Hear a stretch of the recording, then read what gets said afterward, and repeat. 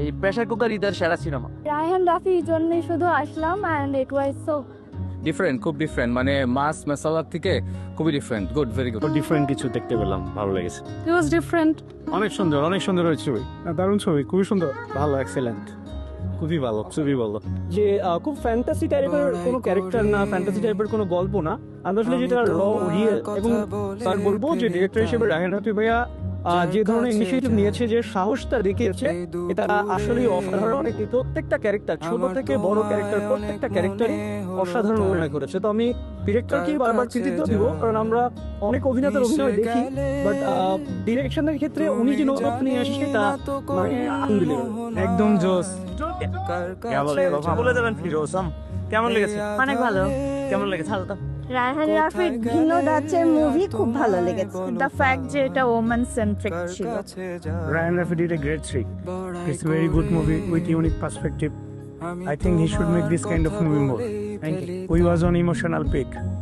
আমার দুর্দান্ত লেগেছে যখন নায়িকা তার পিক মোমেন্টে চলে গেছে, তারপর সে রিয়েলাইজ করছে যে না, ওই লাইফটার চেয়ে ভালোবাসা, মানুষের কেয়ারটা আরো বেশি দরকার।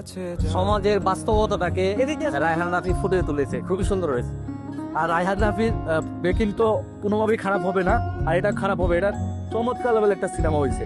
যারা দেখেন নাই, পরিবার নিয়ে আসেন, অবশ্যই বাচ্চাদেরকে রেখে আসবেন, কারণ যেহেতু এখানে অনেকগুলো বিষয় আছে, আমাদের সমাজের গল্প, আমাদের আশপাশের গল্প। এই সিনেমাটা দেখার পর মানুষ বুঝতে পারবে যে আমাদের চারপাশের গল্প। বিশেষ করে নারী যারা আছেন, তারা অবশ্যই আপনারা সিনেমাটা দেখবেন। যাদের মেয়ে আছে, মেয়ে বা সন্তান আছে, সেই সকল গার্ডিয়ানরা দেখবেন, কারণ এই সিনেমা থেকে অনেক কিছু শেখার আছে। আমাদের পরিবেশের গল্প, আমাদের সমাজের গল্প, এবং সর্বশেষ যে বিষয়গুলো আছে, আপনার কর্মফল যে বিষয়টা আছে, সেই বিষয়টা এখানে প্রেজেন্ট করা হয়েছে। সিনেমা যতটুকু ভালো লেগেছে, তার চেয়ে বেশি ভালো লেগেছে সিনেমার পরে হঠাৎ করে রায়হান রাফি, নাজিবা তুষি, চঞ্চল চৌধুরী সবাইকে দেখে অনেক ভালো লেগেছে। Thank you. আমি যদি ছোট্ট করে বলি তাহলে এটা একটা কোনো গল্প না, এটা সমষ্টিগত গল্পের একটা ধারাবাহিকতার একটা নম্বর, এবং আমরা একটু মাস্টার পিসে থাকবে। এবং আরেকটা কথা হচ্ছে, এখানে কেউ অভিনয় করে নেই, টোটালি ছিল প্র্যাকটিক্যাল। অসাধারণ, মানে একটা মুভিতে যত ধরনের ইনগ্রিডিয়েন্ট থাকা দরকার সব ছিল। অভিনয়, তারপরে সিনেমাটোগ্রাফি, এভরিথিং। খুবই ভালো ছিল, খুবই ভালো ছিল, বলার কিছু নাই। পাখির অভিনয়টা এক্সেলেন্ট।